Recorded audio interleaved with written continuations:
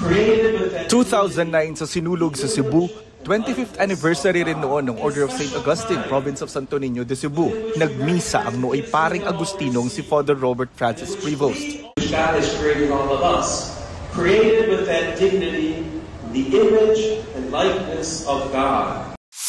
Noong 2004, ang bagong kumbento ng Santo Niño de Paris sa Talisay City, Cebu, binasbasan ni Father Prevost na nooy Prior General o pinuno ng Order of St. Augustine sa buong mundo.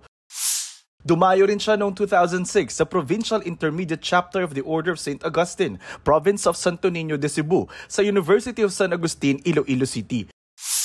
Noong 2010, nagpunta siya sa Binyan, Laguna. Bumalik din siya sa Cebu at Maynila.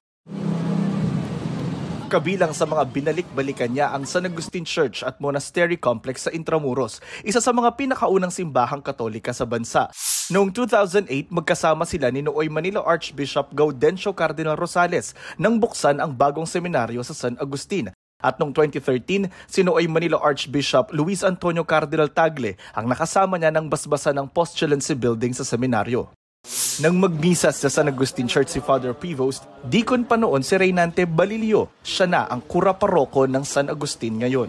Napapaluha din po ako that time. Di ko akalain na nakatabi ko na pala yung magiging Pope natin ngayon. During that time, dahil po dikon pa lang po kami, sinasabi niya na just continue, na maging pari kayo, and then sundan lang yung tinatahak ni Cristo, magsilbi sa tao.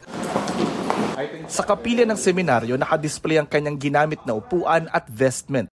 At ang litrato ng paring ngayon si Pope Leo XIV. Ramdam din sa kwento ng mga staff ng simbahan ang galak na minsang nakadaupang palad nila. Ang paring ngayon pinuno na ng simbahang Katolika. 2010, andito siya. Dumadaan lang dito. Tapos gumagano lang sa amin. Nakangiti. Mabait. Naiiyak ako, promise. Pumunta siya dito, Agustinian priest pa siya. Siya pa naging Pope. Sobrang proud. Et Spiritus Sancti. Jonathan Andal nagbabalita para sa GMA Integrated News.